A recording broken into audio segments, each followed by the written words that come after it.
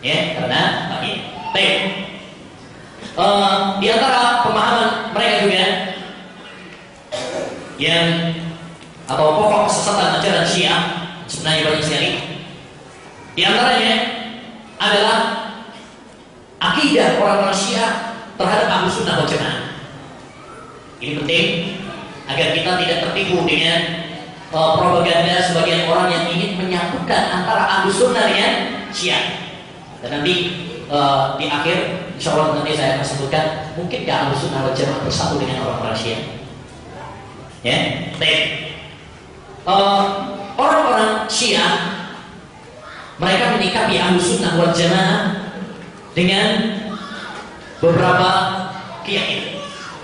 Ini Ahlus Sunnah wal Jamaah. Jadi kita ini bagaimana ya menurut persepsi orang-orang Syiah. Yang pertama, Ahlus Sunnah wal Jamaah dihukumi oleh orang-orang Syiah dengan hukum Islam. Nampaknya hukum dohirnya, padahal sejatinya kita ini adalah kafir menurut mereka. Tapi hukum dohir kita dianggap sebagai hukum Islam. Seperti Nabi SAW menghukumi orang-orang munafik secara dohir hukum apa? Hukum Islam. Tapi sejatinya mereka adalah orang-orang kafir, orang-orang munafik. Baik. Mereka yang Al-Majlisi mengatakan tentang Ahlus Sunnah wal Jamaah, wa yadharu min ba'dil ahbar bal katsirun minhum annahum fid dunya aidan fi hukmil kufar. Berdasarkan berita-berita, dalil-dalil bahwasanya mereka itu di dunia adalah hukumnya hukum kafir. Wa fil akhirati yadkhuluna nar. Di akhirat kelak mereka itu masuk neraka. Makithina fiha abadan ma'al kufar. Tinggal di neraka selama-lamanya bersama orang-orang kafir. Jadi Ahlus Sunnah wal Jamaah menurut orang-orang Syiah itu adalah orang-orang kafir kekal di neraka selama-lamanya. Ini disebutkan dalam kitab Biharul Anwar juz 8 halaman 369. Yang kedua,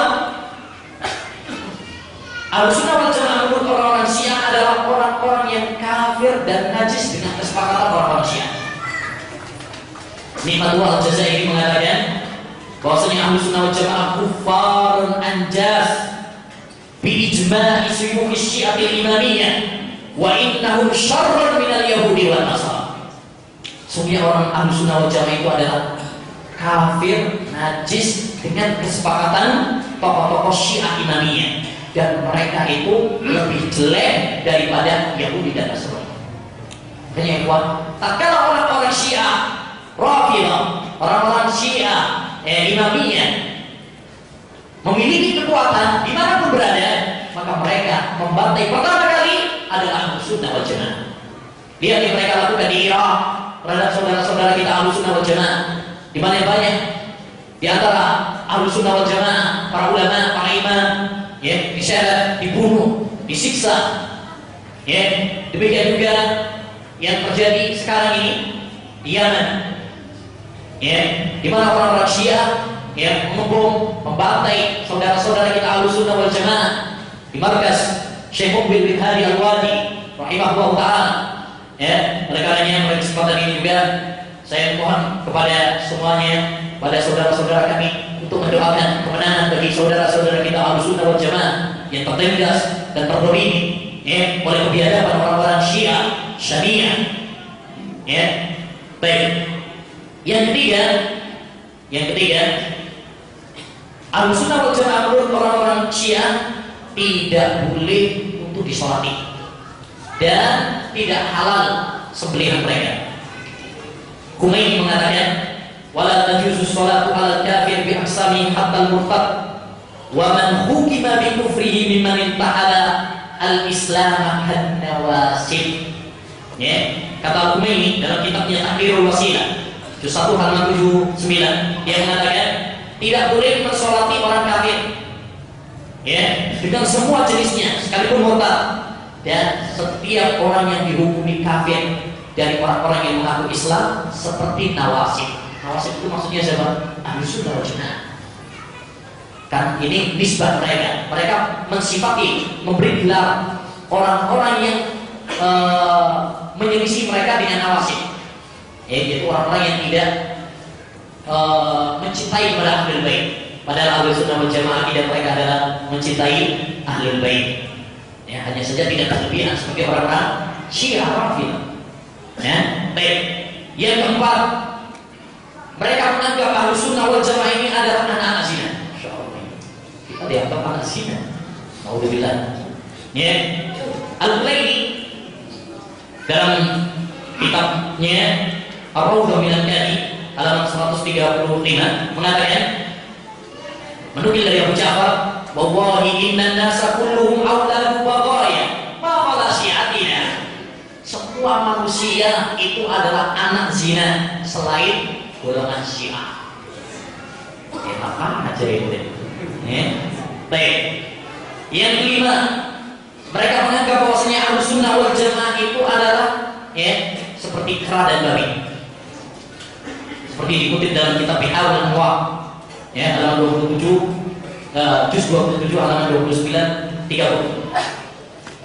Yang keenam, mereka menganggap wajibnya membunuh Ahlus Sunnah wal Jamaah dan menculik mereka. Diriwayatkan dalam kitab Rijalul Isi halaman 529, bahwa dikatakan kepada Abu Abdillah, ma taqulu fi qatlin nasib. Apa pendapat kamu tentang masalah membunuh nasib? Nasib ini maksudnya nasibiyah, gelar Ahlus Sunnah wal Jamaah menurut mereka nasibiyah. Qala halal dam, halal darahnya.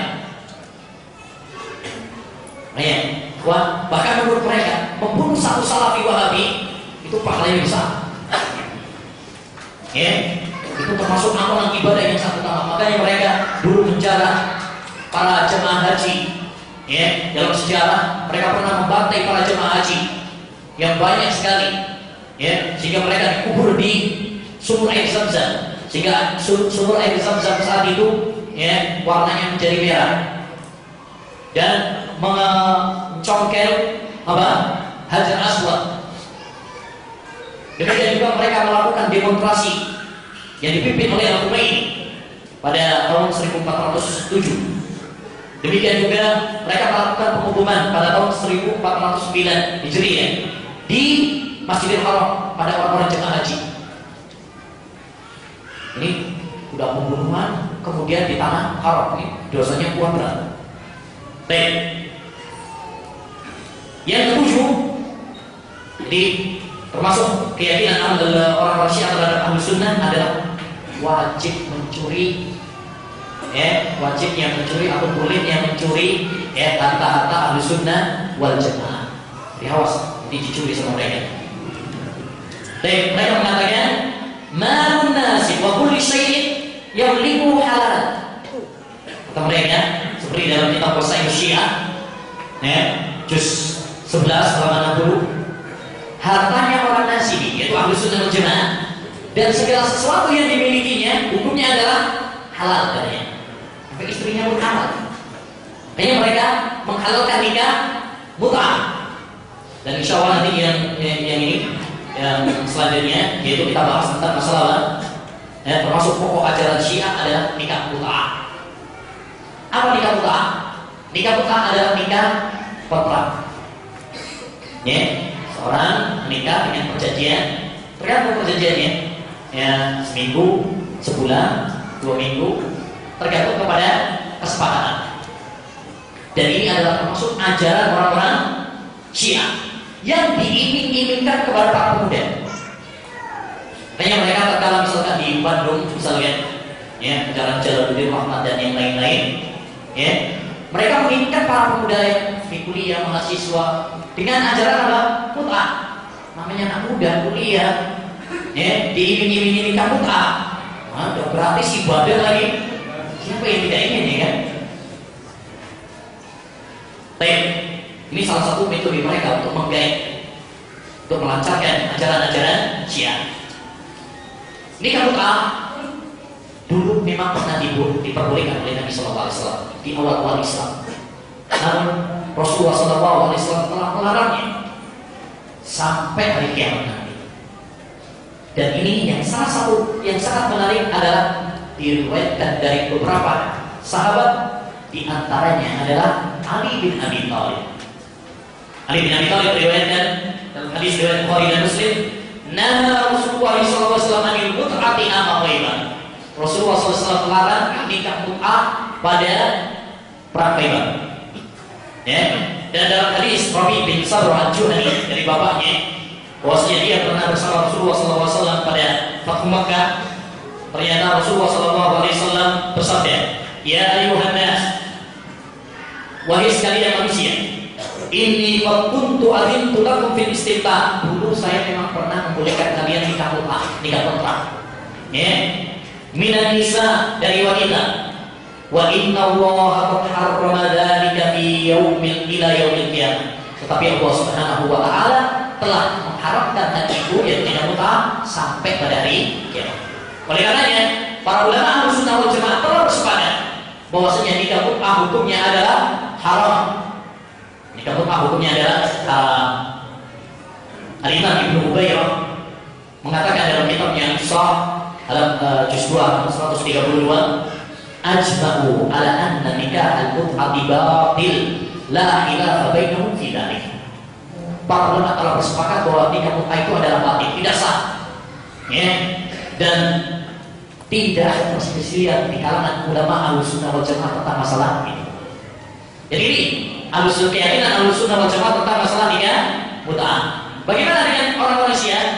Orang-orang Syiah menganggap bahwasanya nikah mut'ah ini adalah termasuk ibadah dan memiliki keutamaan.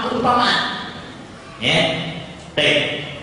Kita sebutkan keutamaan tersebut, tapi bukan berarti ini gitu ya. Ya, bukan. Tapi ini menunjukkan bagaimana kebobrokan orang-orang Syiah sampai membuat kedustaan untuk sesuatu yang diharapkan oleh Allah Subhanahu wa taala. Bahkan nikah mut'ah lebih jahat, lebih kecil daripada perzinahan.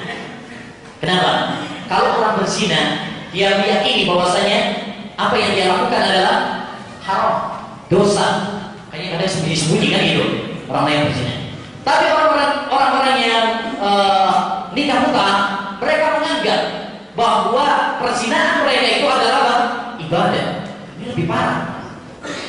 Baik, mereka memiliki beberapa hadis, mereka keutamaan. Ya, sebenarnya lucu juga untuk disampaikan, tapi nggak apa-apa lah. Aku karena batal. Saudara terpaksa untuk menyampaikannya. Sebenarnya dia juga tidak enak untuk menyampaikan hal ini. Mereka membuat kedustaan bahwasanya Nabi SAW katanya membuat bersabda, "Man tamatta'a bi imra'atin mu'minatin," siapa yang nikah mut'ah dengan seorang wanita yang beriman, ka'annama zarul Ka'bah sab'ina marrah, seakan-akan dia menziarahi Ka'bah 70 kali. Dan juga mereka mengatakan bahwasanya Nabi SAW bersabda, "Man tamatta'a marratan amina min sakhatil jabbar." Siapa yang nikah mut'ah sekali, dia aman dari kemurkaan Allah Subhanahu wa taala. Wa man tamatta'a marratain khusira ma'al abrar. Siapa yang 2 kali, maka dia akan dikumpulkan dengan orang-orang yang saleh. Wa man tamatta'a salasa marrat zahama fil jinan. Siapa yang nikah mut'ah 3 kali, dia akan bersama saya di surga. Ini lebih banyak, lebih keutamaannya semakin tinggi. Baik. Mereka juga meriwayatkan bahwasanya Nabi SAW mengatakan, "Man tamatta'a marratan kana darajatu kadarajatil Husain." Siapa yang nikah mut'ah sekali, derajatnya seperti Husain. "Wa man tamatta'a marratain fa darajatu kadarajatil Hasan." Yang 2 kali derajatnya seperti Hasan. "Man tamatta'a salasa marrat kana darajatu kadarajati Ali bin Abi Thalib." 4 kali seperti keutamaannya seperti Ali bin Abi Thalib. "Wa man tamatta'a arba'a marrat fa darajatuhu kadarajati." Kalau 4 kali baru derajatnya seperti saya, yaitu Nabi SAW. Ya. Bahkan mereka menghukumi orang-orang yang mengingkari nikah mut'ah dengan kekufuran. Yang nggak mau mengimani mut'ah itu berarti apa? Kafir. Syekh mereka, tokoh orang Syiah Al-Amin, mengatakan, "Li'anna ibahatal mut'ati min daruriyati madhhabil iman." imamiyah. Karena bolehnya nikah mut'ah ini termasuk ajaran pokok mazhab Syiah yang kalau diingkari, orang yang mengingkarinya dia kafir. Karena itu termasuk ajaran pokok. Begitu. Baik. Bahkan yang lebih ngeri lagi adalah apa yang disampaikan oleh Al-Humaini. Dia mengatakan boleh nikah mut'ah itu walaupun dengan anak persusuan sendiri. Bahkan boleh nikah mut'ah dengan pelacur. Dan boleh nikah mut'ah dengan putrinya sendiri. Alhamdulillah misalnya. Ini orang sudah rusak otaknya kalau sudah seperti ini. Berarti apa yang dikatakan Al-Humaini? Amma sa'irul istimta'ah dalam si bisyahwa wa qawl mutarfid fala ba'sa biha hatta fi radiyah. Boleh nikah mut'ah itu katanya walaupun dengan anak persusuan sendiri.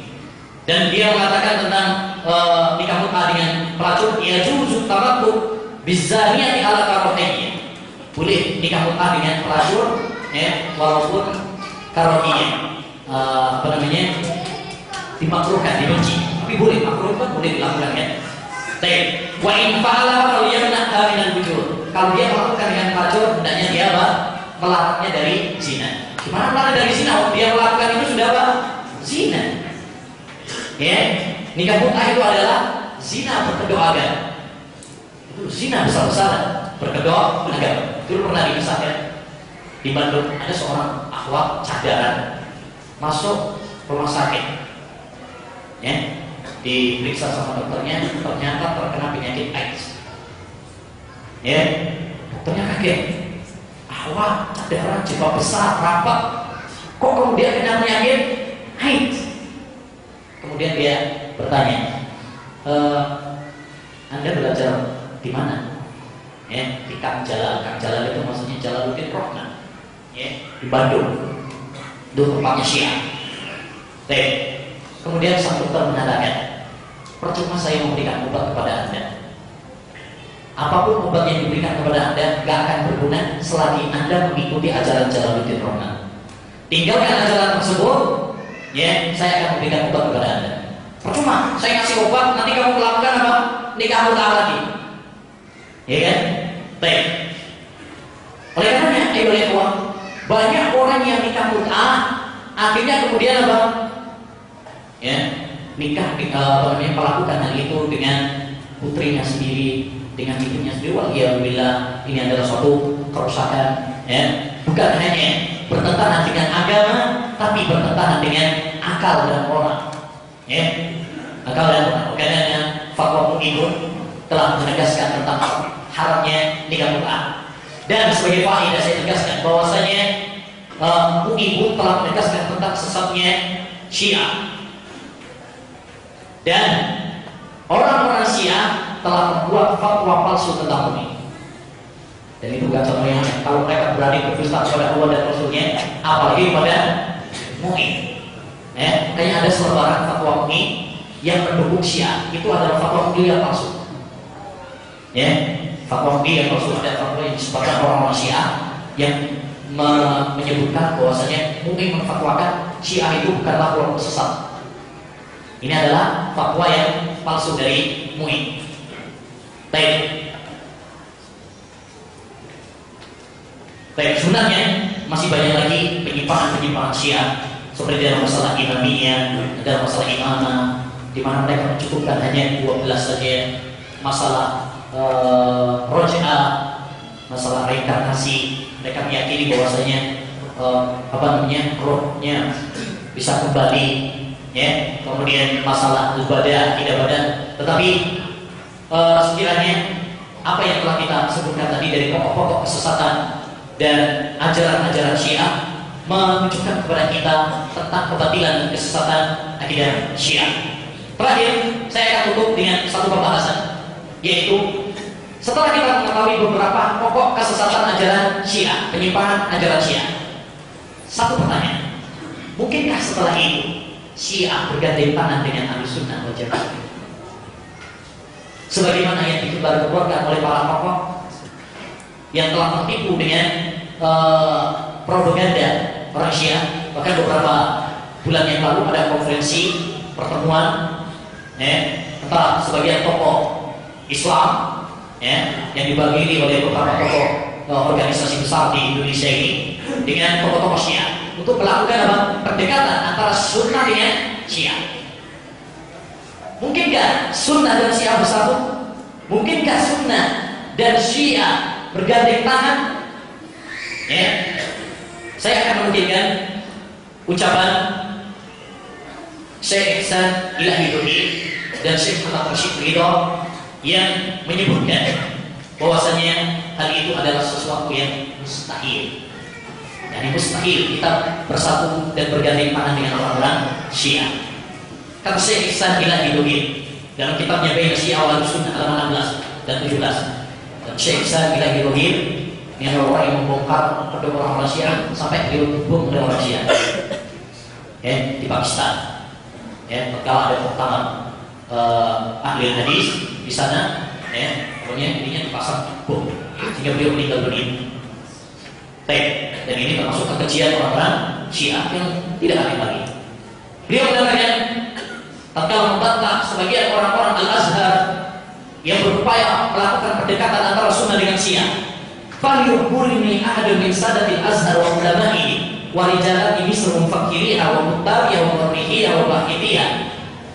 Adakah seorang dari Al-Azhar, para ulamanya, para tokohnya, para penulisnya, para sejarahnya, hal hunaka kitabun fi Iranihim wa Iraqihim aw fi majami'ihim wa jami'atihim an Syiah kitabun wahid kataba li taqribi Syiah ila ahli sunnah wa li tahridihim ala hubbihim wa wadatihim.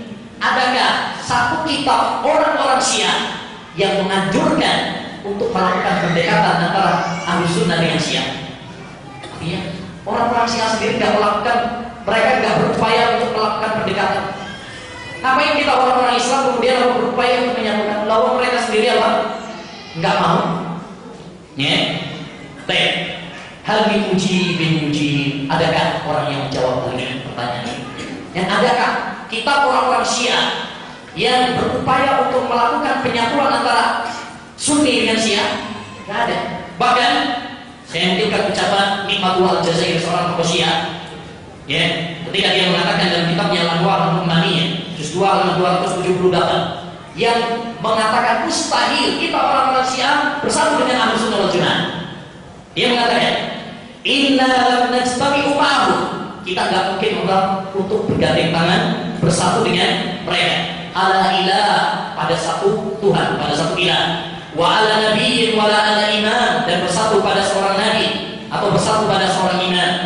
Walika annahum yaqulun, yang demikian itu karena orang-orang Sunni mengatakan, inna rabbahum huwa alladhi kana Muhammadun nabiyyun wa khalifatuhu ba'dahu Abu Bakr.